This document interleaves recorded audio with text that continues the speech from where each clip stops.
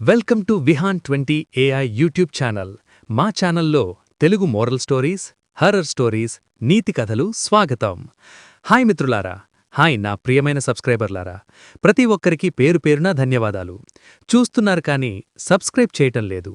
మీకోసం కష్టపడి స్క్రిప్ట్ తయారు చేసి వీడియోలు చేస్తున్నాను. ప్రతి ఒక్కరూ సబ్స్క్రైబ్ చేయండి, లైక్ చేయండి. మీ సపోర్ట్ నాకు చాలా ముఖ్యం. మల్లాపురం అనే గ్రామం. ఆ గ్రామంలో చిన్న పూరి గుడిసెలు. రాధా రామారావు అని ఇద్దరు దంపతులుండేవారు.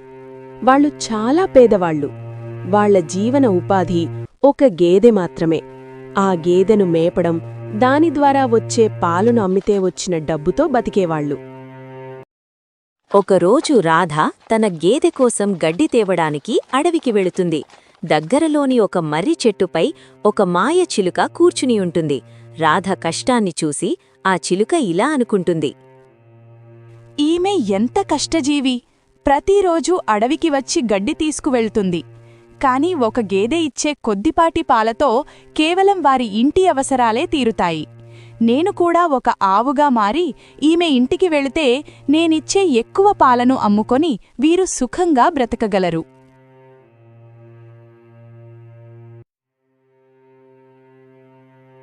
అలా అనుకుని ఆ చిలుక ఒక బంగారు కాంతితో అందమైన ఆవుగా మారి రాధ దగ్గరకు వెళ్తుంది. ఆ మాయ ఆవు రాధను చూస్తూ ఇలా అంటుంది. ఓ పుణ్యవతి, ఈ అడవిలో నేను ఒంటరిదానిని. నాకు యజమాని ఎవ్వరూ లేరు. నన్ను నీ ఇంటికి తీసుకెళ్తావా? టయానికి నాకు కాస్త కడుపు నిండా గడ్డిపెట్టు. నేను నీకు చాలా పాలిస్తాను. అబ్బా, ఏమిటి ఆశ్చర్యం! ఆవు మనిషిలాగా మాట్లాడ్డం చాలా విడ్డూరంగా, వింతగా ఉంది. నేనేమైనా కలగంటున్నానా? రాధా, నువ్వు విన్నది, చూస్తూ ఉన్నది నిజమే. నేను మాట్లాడగలను. నేను సాధారణ ఆవును కాను, మాయా ఆవును. నాకు మనుష్యుల మాటలు అర్థమవుతాయి. నేను మాట్లాడగలను. నాకు కడుపు నిండగా మేత పెడితే నీకు బోలెడంత పాలు ఇస్తాను. ఆ పాలును అమ్మితే వచ్చిన డబ్బులతో నీ కష్టాలన్నీ తీరిపోతాయి. ఇక నువ్వు ఏమీ ఆలోచించకుండా మీ ఇంటికి నన్ను తీసుకెళ్ళు.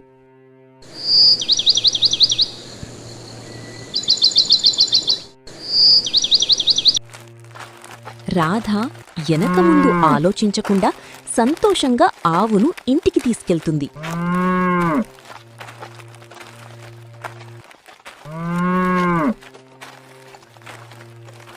రాధ ఆవుతో ఇంటికి రావడం చూసి ఆమె భర్త రామారావు ఆశ్చర్యపోతాడు. ఆమెతో ఇలా అంటాడు.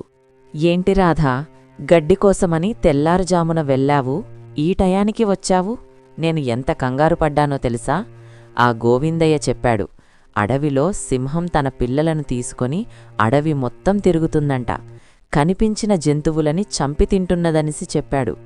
వాడి మాటలు విన్న తర్వాత నేను భయపడ్డాను. ఇంతకు నువ్వు క్షేమంగా ఇంటికొచ్చావు, అదే నాకు సంతోషం. ఈ ఆవు ఎవరిది? మనింటికి ఎందుకు తోలుకొచ్చావు? ఏమయ్యా, ఈరోజు నాకు అడవిలో ఒక వింత అనుభూతి ఎదురైంది.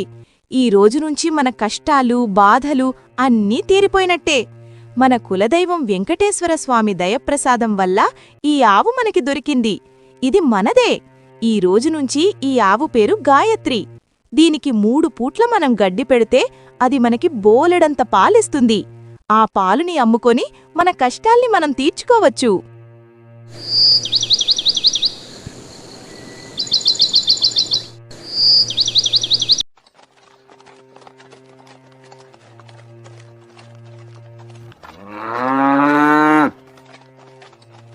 రామారావు ప్రతిరోజూ అడవికి వెళ్లి గేదె కోసం పచ్చగడ్డి తెచ్చేవాడు.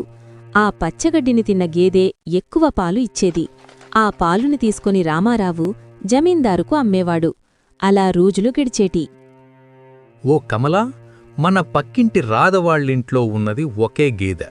దానికి బాగా గడ్డి పెడితే మహా అంటే ఒక రోజుకి 5 లీటర్లు పాలు మాత్రమే ఇస్తుంది. కాని రామారావు రోజుకి 100 లీటర్లు పాలు తెచ్చి అమ్ముతుండాడు. ఇది ఎలా సాధ్యం చెప్పు? ఏదో మనకి తెలియని రహస్యం ఉంది. అది ఏమిటో తెలుసుకుని మన మున్సబ్ గారికి చెప్పి పంచాయతీ పెట్టించాలి. అప్పుడు వరకు నాకు మనశ్శాంతి ఉండదు.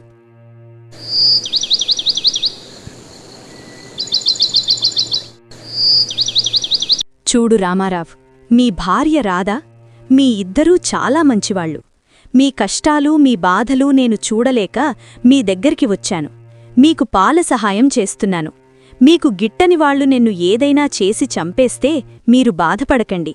నేను రాధకు ఎక్కడ దొరికానో ఆ చెట్టుకొమ్మను తీసుకువచ్చి నా నోటిమీద పెట్టితే నేను మళ్ళా బతుకుతాను. ఇది గుర్తుపెట్టుకో. ఇది అసలు సంగతి. ఇది మాయా ఆవు అన్నమాట. ఇది వీళ్ళ దగ్గరుంటే చాలా ధనవంతులైపోతారు.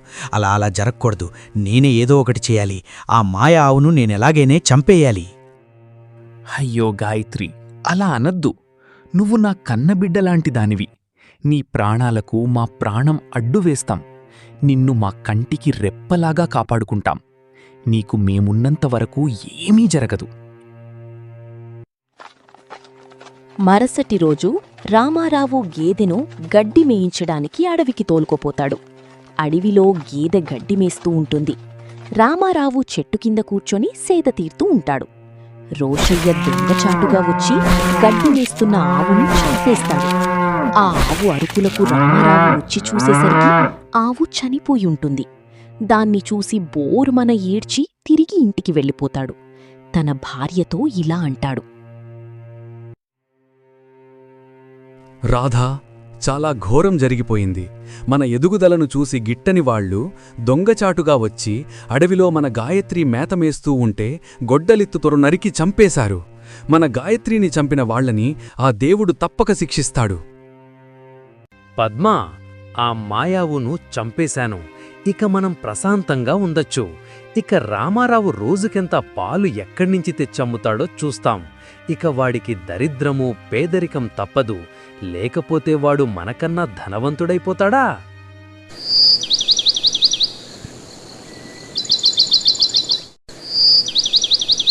రాధా, నువ్వు బాధపడద్దు. గాయత్రి నాకొక రహస్యాన్ని చెప్పింది. అదేమిటంటే, ఒకవేళ నాకేదైనా జరిగి నేను చనిపోతే నన్ను కలిసిన ఆ మర్రిచెట్టు ఆకులను నా తలపై ఉంచు, నేను మళ్లీ బతుకుతాను అని చెప్పింది. నేను వెంటనే వెళ్ళి గాయత్రిని బతికించి ఇంటికి తీసుకొస్తాను.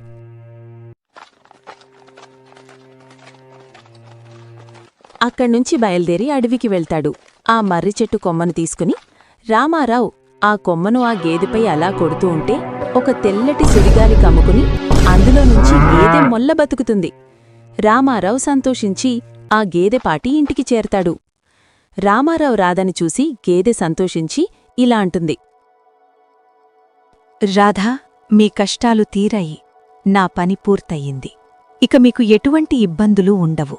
ఇక ఉన్నదాంట్లో మీరు సంతోషంగా తృప్తిగా ఉండండి. నేను వేరే పేదవారికి సహాయం చేయడానికి వెళుతున్నాను.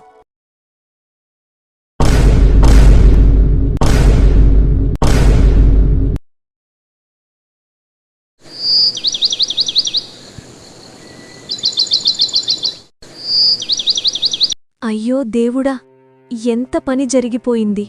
ఏమయ్యా, ఎదురింటి వాళ్లు బాగా బతుకుతున్నారని ఓర్వలేక ఆ మాయ గేదెను చంపావు. ఆ దేవుడు నువ్వు చంపిన చేతులకు పక్షవాతమిచ్చాడు. ఎంత పాపాన్ని ఒడగట్టుకున్నావయ్యా.